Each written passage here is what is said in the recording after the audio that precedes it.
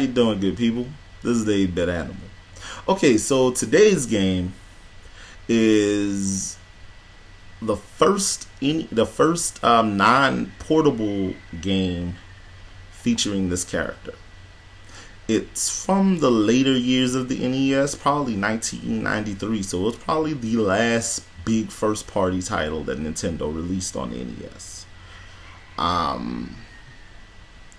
This character is currently celebrating its 20th birthday, and there will be a compilation disc made with most of its games on the Wii coming out probably later in September.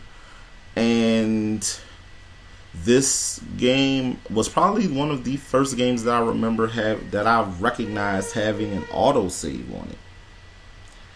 It's a fantastic side scroller. It borrows a little bit from Mega Man in the aspect that you can steal the powers of your enemies, and it's a load of fun. Today's game is Kirby's Adventure. Now, Kirby's Adventure, much like the other Kirby games, takes place in Dreamland, or the other early Kirby games, I should say, takes place in Dreamland. It's a side-scrolling platformer, and basically you're pretty much supposed to stop King Dedede from taking over. Yes, for the uninitiated, his name is King Dedede. D-E-D-E-D-E. Dedede.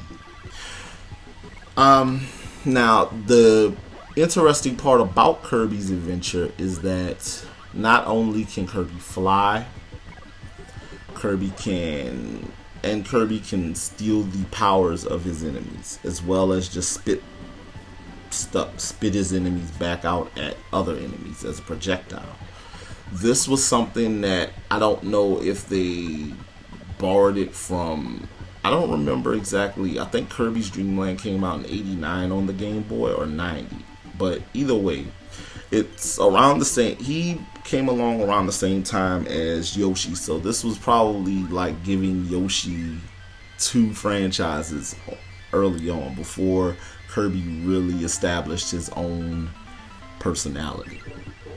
Now, another thing that I noticed about the Kirby series, and not just this game, was that Kirby's game, the Kirby universe, is Dreamland. Mario 2 is set in the land of dreams, quote unquote. And I noticed that there were a few enemies that looked a lot like the Shy Guys from Mario Brothers 2.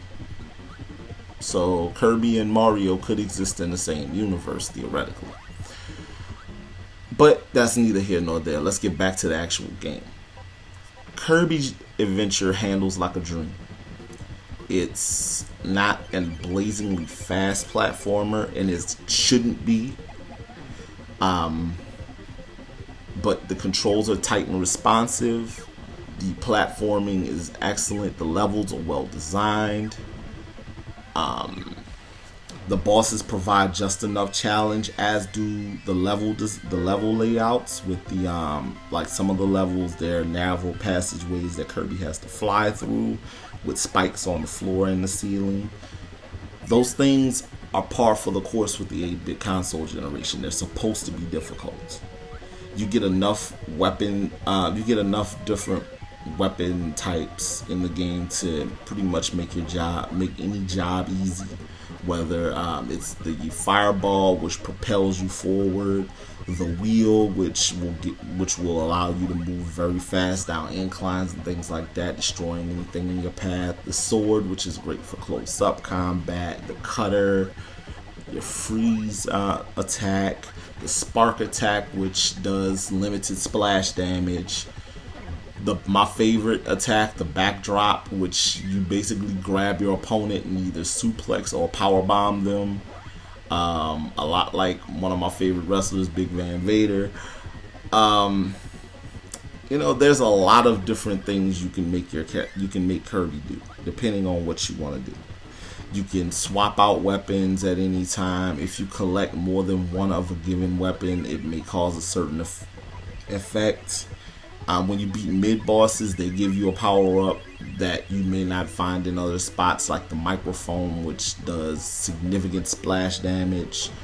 Things like that. Now the boss fights are a lot of fun and they're really inventive. You don't see this kind of creativity in later NES titles because, to be honest, towards the end of a lot of console generations, not just the NES, developers got really lazy. And the folks that HAL, who developed Kirby's Adventure, mind you, they did a wonderful job making sure that the boss fights were fun, that everything about this title was fun. And you never are left feeling cheated out of your money. Now, Kirby's Adventure is a sought after title, and it's not, I don't know how many copies are really out in the wild. So, be careful. I got my copy at a really good price. There's some folks that are selling copies for well over $20. Just be careful. But I heartily recommend this game, and you should pick it up. This has been the 8-Bit Animal. I will catch you beautiful people